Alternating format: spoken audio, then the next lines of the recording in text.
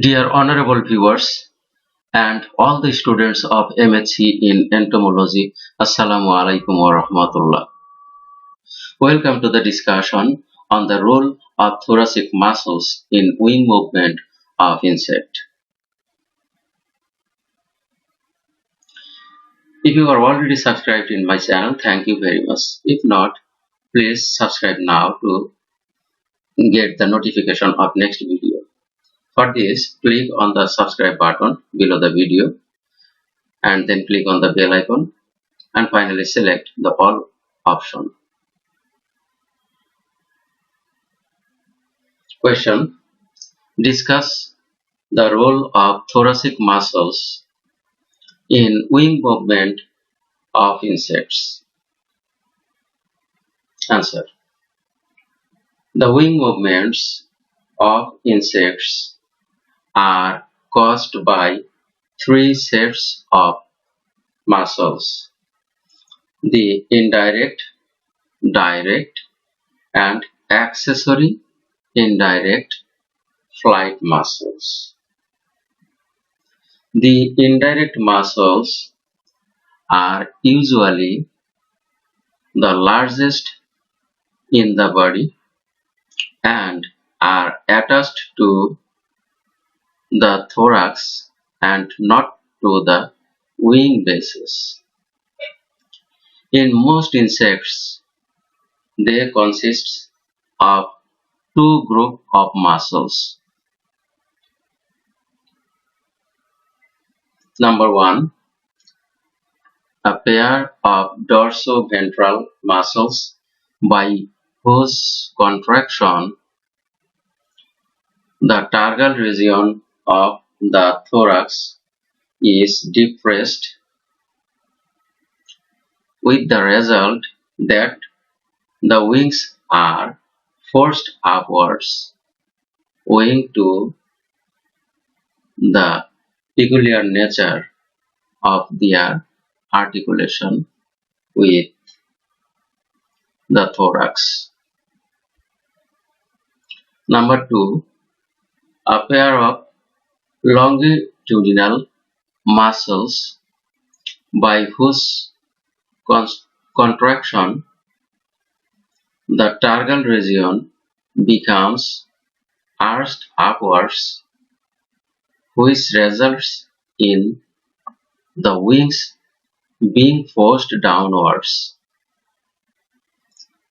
The rapid alternate contraction of these two groups of muscles consequently raises and lowers the wings by their action upon the dorsal wall of the thorax.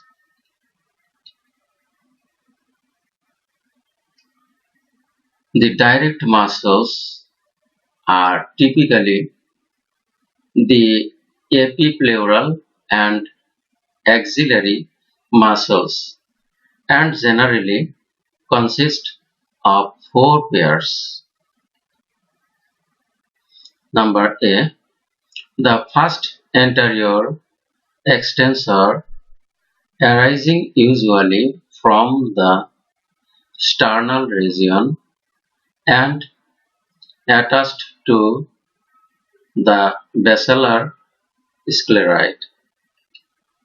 Number B, the second anterior extensor arising from the rim of the coxa just in front of its pleural articulation and similarly inserted into the basilar scleroid. Number C, the posterior extensor arising from the rim of the coxa just behind its pleural articulation and inserted into the savellar scleroid. Number D, The flexor arising from the pleural ridge and inserted into the third axillary scleroid.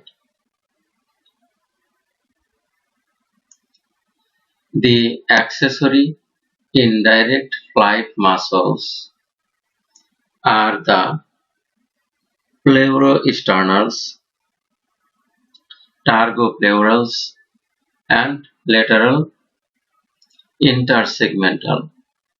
They act by bracing the cuticular skeleton or by changing its elastic properties in various ways.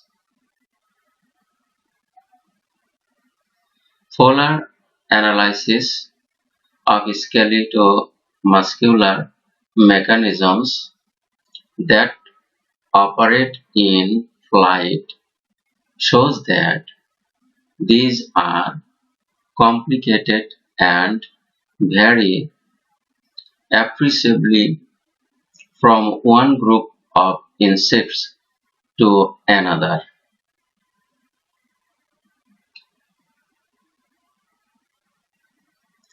Schistosarca, for example, has well-developed indirect flight muscles with the usual function, but their action in producing the downstroke of the wings is reinforced by the direct muscles attached to the basilar and subalar scleroids. These direct muscles also cause pronation and supination of the wings. In the Odonata, a different situation occurs. The direct muscles attached to the basilar and subalar scleroids are very large and mainly responsible for the downstroke, whereas the small dorsal longitudinal indirect flight muscles are of little functional importance.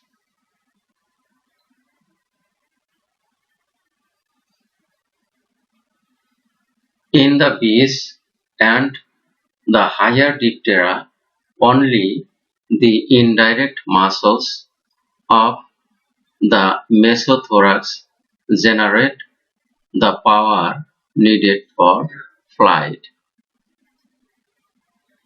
The metathoracic indirect muscles are capable only of tonic contraction and act as to control the amount of power transmitted from the mesothorax to the metathorax. After Ames General Textbook of Entomology 10th edition, page 92 to 93. Thank you very much for watching and keep watching for the next video.